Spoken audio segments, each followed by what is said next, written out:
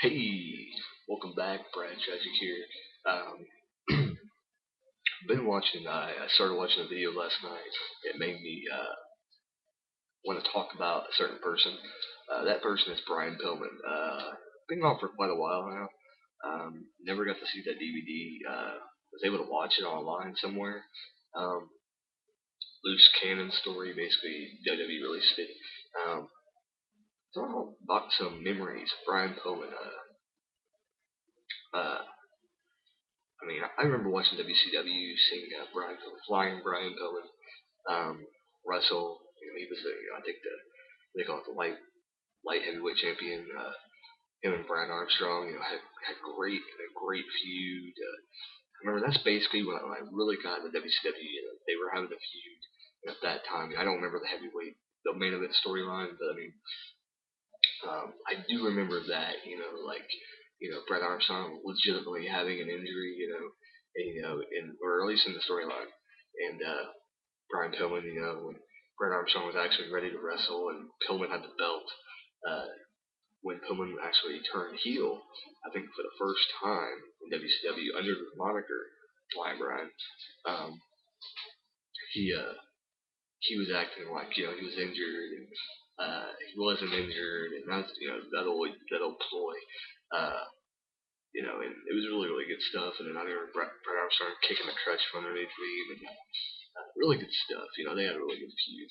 I don't really remember too much about Brian Pillman being a face. I go back and watch, and I remember uh, like Leave the Lottery when he was in there, and he tag teamed with Houston Liger, and he ended up being partners with Sting, I think, on another one. I don't really remember too much, from him being in WCW. Uh, the main thing I remember, I think main people are gonna remember him for is the loose cannon persona. Uh, with him, basically, when he was in the Four Horsemen, he came up and he started to evolve into that character, and you heard more of that raspy voice, and and the raspy voice was really distinct, and I think that had something to do with his throat. He had throat issues. That I found out through the video that I never knew about. He actually had some kind of disease, not a disease, but an infection that was continuation. Like you can't get rid of it on his vocal cords, so that caused him to have that raspy voice, which is really cool to know. Um, but when that loose cannon persona was like unbelievable, him and I think Sullivan had a feud. Um, which was great. And I think after they got a few, Pillman left WCW, and then that continued. That started Sullivan's feud with Benoit, I believe, like directly after that. Sullivan was hot from that feud, and I think they had a loser leaves WCW match, and Pillman lost, and that's when he disappeared for a couple months, and then showed up on WWF television. So there you go. So from his days in there, and he had a lot of great matches. Him and he was. I want to say that he was under the yellow dog mask in WCW. I could be wrong, but I believe he was under the mask. 'Cause supposedly he was kicked out of WCW, and he was wearing a mask, and people were getting irritated. And, Steve Austin had a great feud with Brian Pillman. That's another thing he'll be remembered for is when him and Austin tag team the Hollywood Blondes. They were one of the best tag teams. At that time, they were, tag team champions for a long time. No one could beat them. Uh, I don't remember who eventually beat them, but it's irrelevant. We're talking about Brian Pillman. Anyway, him and Austin were just, and you could tell, like these two guys are something good, and WCW just could not see through it. They could not see through that they were kind of little guys at the time, and they just couldn't see through. That these guys are huge stars. Why aren't you pushing these guys farther than what you are? You had your Ric Flairs, and then Hogan was getting ready to come in.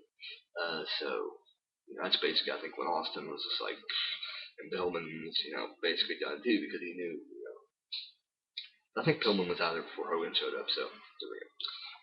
But Pillman did show up in WWF, and I don't exactly remember how it happened, but I know uh, he was teasing Austin for a long time.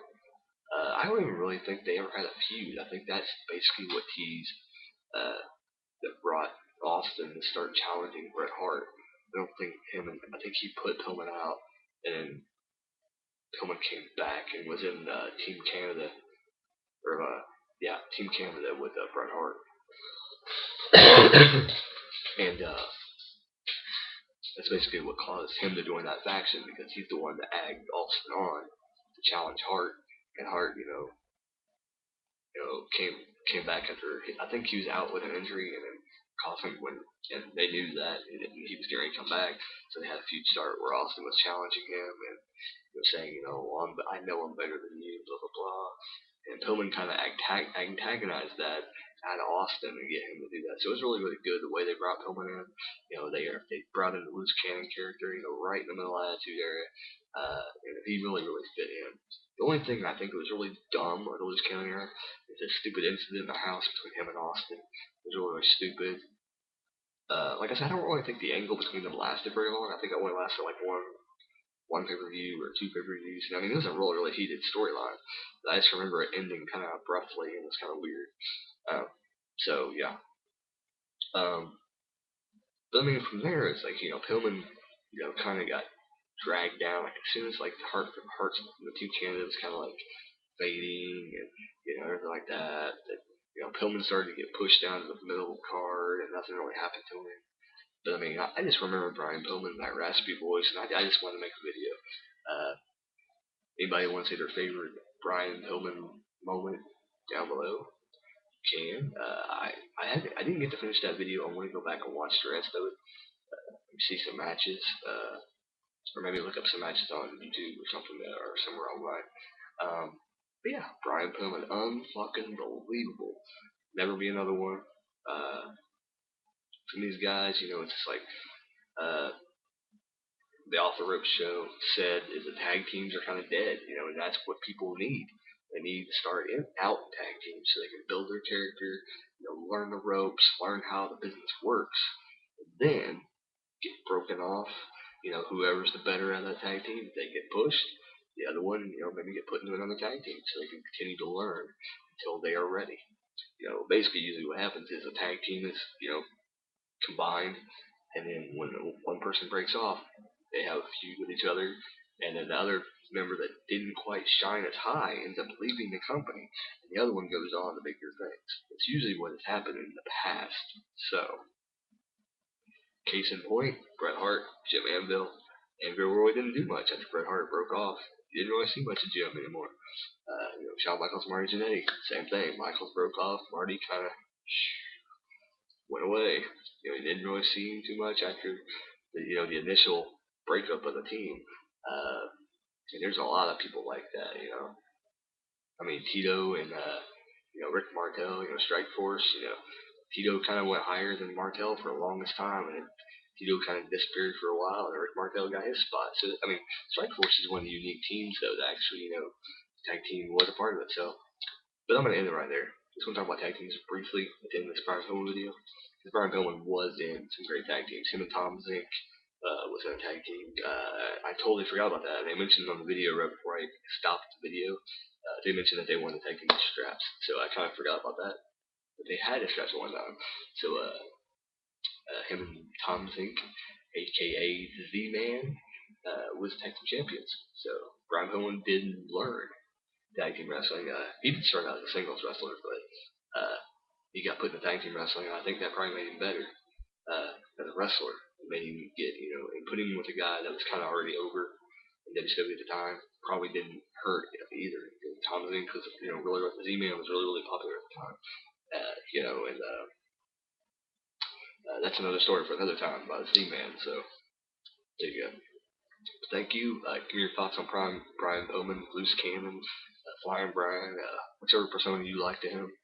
Hollywood Blonde Brian Pillman, whichever. What was your favorite Brian Pillman? One of your favorite matches? What's your favorite moments? Let me know what you want. Let me know what you think about Brian Pillman, his legacy, what he left behind. That raspy voice, I'll never forget that. I'll never forget that. Brad Tragick. This has been Memories of Brian Pillman.